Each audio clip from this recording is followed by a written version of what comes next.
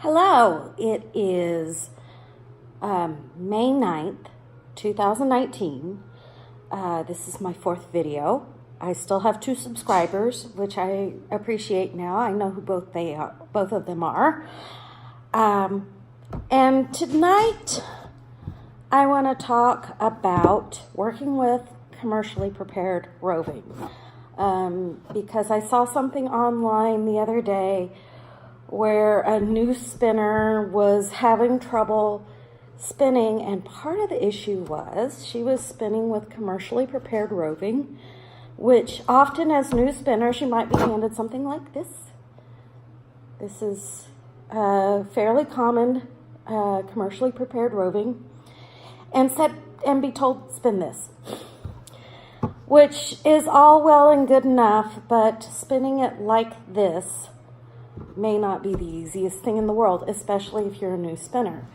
I highly recommend preparing your own fiber, but new spinners often don't have the tools.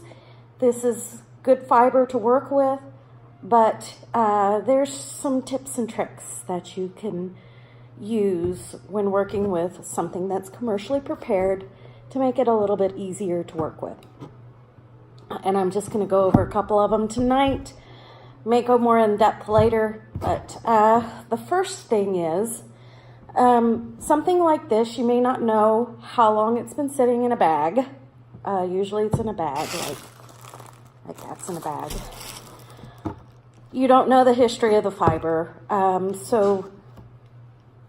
this particular fiber is not in too bad of shape, but often it's felted, it's compressed, it's people destashing, giving the new spinner their fiber. So first of all, one of the things you can do to make this easier to work with is you can open this roving up. And what I mean is loosen these fibers up so that they lie more like what they did when they came off the carders. This is a carded roving.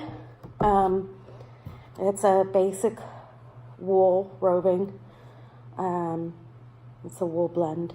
So what you would do is you take like this. Okay, and if you notice, my hands are shorter than the staple length. So this is not drafting. I'm not drafting this. I am just rotating this fiber, moving it, getting those fibers loosened up, opened up. And as I do this roving becomes flatter, smoother. These fibers get to where they want to slide more. And that in itself will make this easier to work with. So I will go up and down this roving, opening these fibers up, just spending a little bit of time showing these fibers some attention so that they're not quite as compressed. And as I go, you'll notice that like this end already is flatter than this end. So that's the goal. Second tip, this is awfully thick to work with. So second tip here that would help, especially if you're a fine spinner, is take this roving and split it.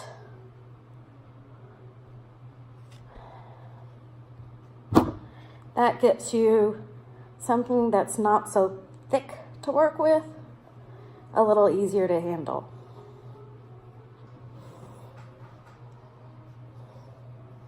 And I apologize, I don't have my tripod tonight. So, and I'm also going up and down the roving, making it easier. Another thing you can do is pre-draft. So take your hands wider than the staple length. You're not trying to pull it apart like that. You're just trying to slide them a little bit. You can pre-draft to the thickness, but generally expert spinners won't recommend that. because there's part of the drafting process itself that adds to the strength and beauty of the yarn. So I am just pulling the fibers just a tiny bit, get those fibers where they're moving, where they want to move and want to draft. So that is another trick that helps. The other thing is, as a beginner and me as an expert spinner, I don't normally go with this whole length of fiber, because once you get that twist in the fiber, it's harder to get it out. And one of the things to keep the twist from entering your entire fiber supply, just pull out a little bit. Just pull out the amount you want to work with.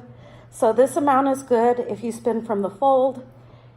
It's just the amount that you hold in your hand, and then add on little pieces. This will help keep your fiber nice. It'll help keep the twist from entering the fiber supply, especially as a beginner. That's one of the things that happens quite a bit.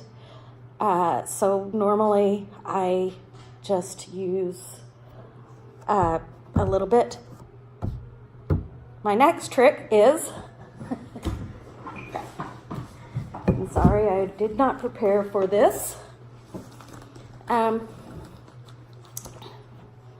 Use something like this, which is a hand distaff.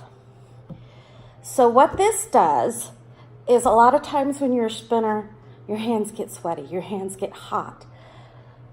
The distaff, even if you're just holding this fiber on just a little bit, it limits the amount of contact with your hot, sweaty hands in that fiber and helps to keep that fiber a little bit more pristine. So those are the tips and tricks for right now. I'm going to add on to this topic because this is a topic that causes people a lot of concerns, but I just wanted to do a short video about some tips and tricks with commercially prepared roving. Again, if you have any questions, shoot me an email, write something in the comments, give me suggestions, like and subscribe. I'd love to hear from you guys. Thank you.